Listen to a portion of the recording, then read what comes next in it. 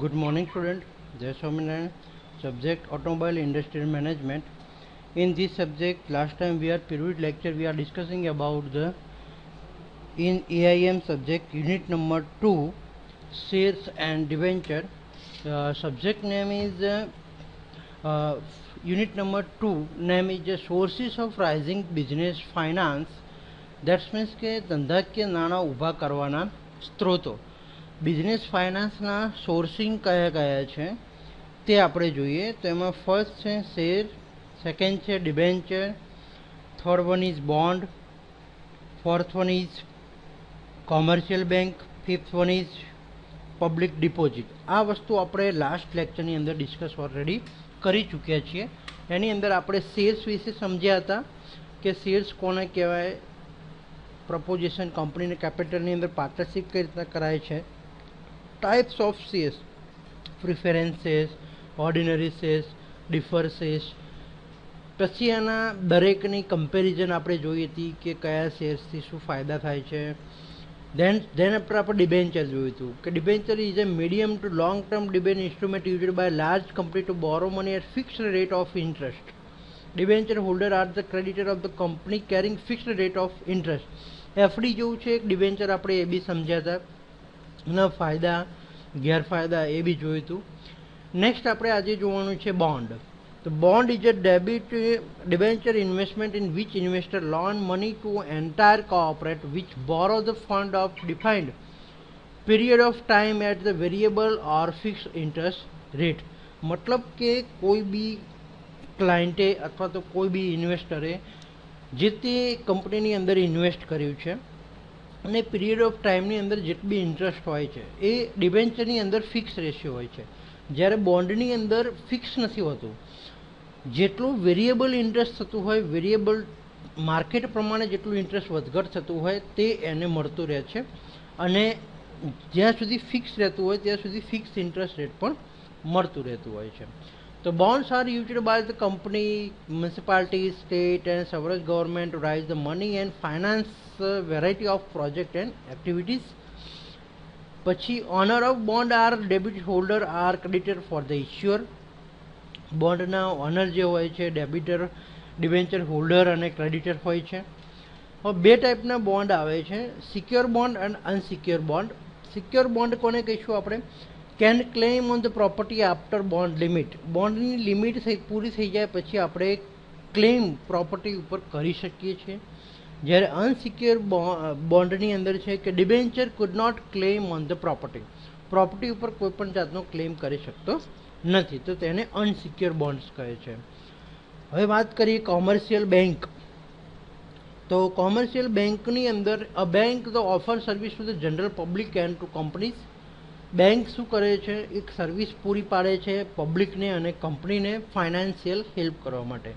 તો financial intermediate એટલી ફાઇનાન્શિયલની લેણ વેચ બેંકની અંદર થતી હોય છે.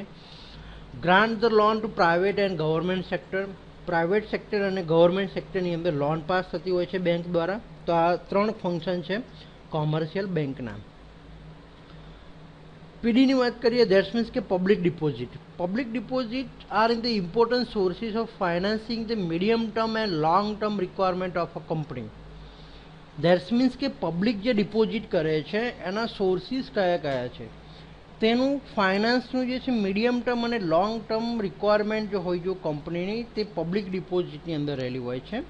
The term public deposit implies any money received by a company through the deposit or loan collect from the public. That means કે પબ્લિક પાસેથી કેટલું કલેક્ટ કરેલું છે તેનો પ્રૂફ તરીકે પબ્લિક ડિપોઝિટની અંદર રસીદ રહેતી હોય છે, જેને પીડી કહેવામાં આવતું હોય છે. એના ડિસએડવાન્ટેજીસ આપણે એડવાન્ટેજીસ જોઈએ તો simplicity, economy, no charge on એસએસ, ફ્લેક્સિબિલિટી છે, no dilution of control, wide contact, આ બધા એના ફાયદા છે. સ્પેશિયલાઇઝેશનની ડિસ્કસ કરીએ તો સ્પેશિયલાઇઝેશન ઓફ ધી ફાઇનાન્સ. ફાઇનાન્સનું સ્પેશિયલાઇઝેશન શું શું હોય છે? તો એની અંદર ફર્સ્ટ વનની જોઈએ આપણે IDBI, industrial development bank of India. આ એક બધી જ ટાઈપની જે કોઓપરેશન ફાઇનાન્સની ઓર્ગેનાઇઝેશનો છે, એજન્સીઓ છે, તેનું લિસ્ટ આપણે જોઈશું.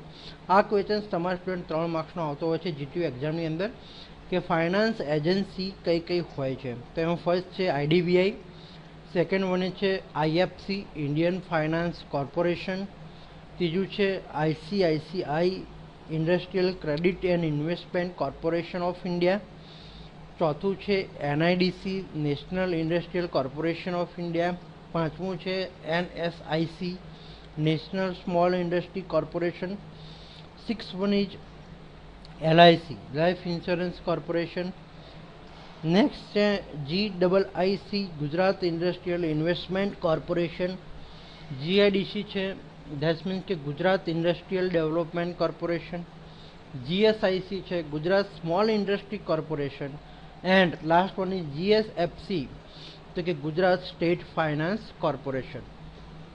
ખાસ સ્ટુડન્ટ આનો સ્ક્રીનશોટ પાડી લેજો, કારણ કે આની અંદરથી 5 માર્ક્સનું નીકળી શકે છે. પહેલું તો 2 માર્ક્સનું ફૂલ ફોર્મ પૂછાયેલા છે કે આની અંદરથી ફૂલ ફોર્મ લખો. આ 2 માર્ક્સની અંદર પૂછાયેલા છે, તે તમારે ફૂલ ફોર્મ લખવાના આવશે. બીજી વસ્તુ કે આની અંદરથી એજન્સીના લિસ્ટ પણ પૂછાતો હોય છે. તો એજન્સીનું તમારે જે લિસ્ટ જે છે એ લિસ્ટ પ્રમાણે પણ તમારે આ વસ્તુ નોટ ડાઉન કરવાની રહેશે. વન બાય વન હવે ડિસ્કસ કરીએ. સૌથી પહેલાં જોઈએ આઈડીબીઆઈ.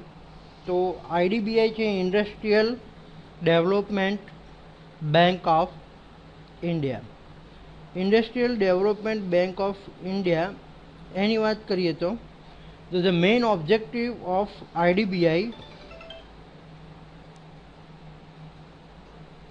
મેઇન ઓબ્જેક્ટિવ છે આઈડીબીઆઈનો કે is to serves the apex institute for term finance for industry in India. ઇન્ડિયાની અંદર જેટલું પણ ટર્મ ફાઇનાન્સનું જે કામ કરે છે ઇન્સ્ટિટ્યૂશનલ લેવલે જે થતું હોય છે તે છે આઈડીબીઆઈ તેને હેન્ડલ કરતું હોય છે. એની અંદર મેઇન 4 એના મેઇન પર્પઝ રહેલા હોય છે. First one is coordination, regulation and supervision of the working of the other financial institute, commercial bank and SFC. Second one is supplementary the sources, that means ke working of the other financial institute, commercial bank and SFCC.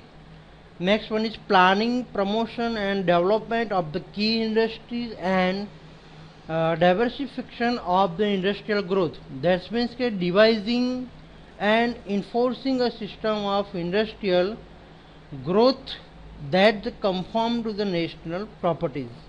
તો અહીંયા તમને દેખાય છે કે IDBI industrial development bank of India એના main 3 function જે હોય છે તે coordination, regulation and supplementing the resources, planning, promotion and development. Clear? હવે છે ફંક્શન્સ ઓફ આઈડીબીઆઈ. આઈડીબીઆઈનું ફંક્શન શું છે?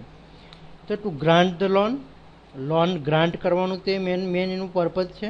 બીજું planning, promoting and developmenting the ઇન્ડસ્ટ્રીને પ્લાનિંગ કરી આપે છે, પ્રમોટ કરતી હોય છે અને ઘણીવાર ડેવલપ કરવામાં પણ હેલ્પ કરતી હોય છે. બીજું to fill up the gaps in the industrial structure in India. Industrial structure જે રહેલું હોય છે, ઇન્ડસ્ટ્રીનું જે માર્કેટ રહેલું હોય છે ઇન્ડિયાની અંદર, તેને પૂરું પાડતી હોય છે. નેક્સ્ટ ફંક્શન છે purchasing or underwriting shares and debenture of the industrial concerns. એટલે કે ઇન્ડસ્ટ્રીના જેટલા પણ શેર અને ડિબેન્ચર્સ હોય છે તેનો રેકોર્ડ રાખવાનું કામ કરતું હોય છે. તેને પરચેસ કરવાનું, તેને બાય કરવાનું, સેલ કરવાનું પણ કામ કરે છે. ગેરંટીંગ deferred payment due from the industry concerned and for loan raised by them. તેને લોન પૂરી પાડવાનું ઇન્ડસ્ટ્રીનું કામ પણ કરતું હોય છે. નેક્સ્ટ જોઈએ તો undertaking market and investment research, survey and techno-economic study helpful to the development industry. That means કે ઇન્ડસ્ટ્રીને ડેવલપમેન્ટ કરવા જે રિસર્ચ કરવું પડે, જે સર્વેસ કરવા પડે, જેટલા પણ ટેકનોલોજીનું ઇમ્પ્રુવમેન્ટ કરવું પડે, ઇકોનોમિકલ ટેકનોલોજીનું ઇમ્પ્રુવમેન્ટ કરવું પડે, તો આ બધીનું સ્ટડી, એનું સર્વે, એનું રિસર્ચ એ આઈડીબીઆઈ કરતી હોય છે. નેક્સ્ટ જોઈએ IFC, Indian finance corporation. The function of Indian Finance Corporation based as follow. The corporation grant loan and advance to industrial concerns. બીજું ફંક્શન છે granting of the loan both in rupees and foreign currencies. ત્રીજું function છે the corporation underwrites the issue of stock, bonds, shares. Next one is the corporation can grant loan only to public limited companies and cooperative but not to private limited companies or partnership firm. આઈએફસીનું function થોડુંક અલગ છે. Loan grant કરતી હોય છે ઇન્ડસ્ટ્રીની અંદર, ઇન્ડસ્ટ્રીની એડવાન્સમાં કોઈને ગ્રાન્ટ લોન જોતી હોય તો તે પાસ કરે છે. જેટલા પણ પૈસા જોતી હોય, ફોરેન કરન્સી જે પણ લે વેચ થતી હોય છે તેનું ધ્યાન રાખતી હોય છે. સ્ટોક છે, બોન્ડ છે, ઇસ્યુ કરે છે. બીજું કે તે લોન ઇસ્યુ કરે છે પણ પબ્લિક લિમિટેડ કંપનીને અને કોઓપરેટિવ, પણ પ્રાઇવેટ લિમિટેડ કંપનીને ઇસ્યુ કરતી નથી. તો આ મેઇન પર્પઝ છે આઈએફસીનો, ઇન્ડિયન ફાઇનાન્સ કોર્પોરેશનનો. નેક્સ્ટ સ્ટુડન્ટ, એવી રીતના આપણે જોઈશું કે એનએસઆઈસી, નેશનલ સ્મોલ ઇન્ડસ્ટ્રી કંપનીનું ફંક્શન શું રહેલું છે. તો આજે આપણે એક્ટિવિટીઝ ઓફ આઈએફસી એન્ડ આઈએફસીનું ફંક્શન્સ ડિસ્કસ કર્યું. દેન આપણે આઈડીબીઆઈનું ફંક્શન્સ ડિસ્કસ કર્યું. બીજું કે ફાઇનાન્સ લેવલે કેટલી એજન્સી છે તે આપણે આજે જોઈ. Thank you.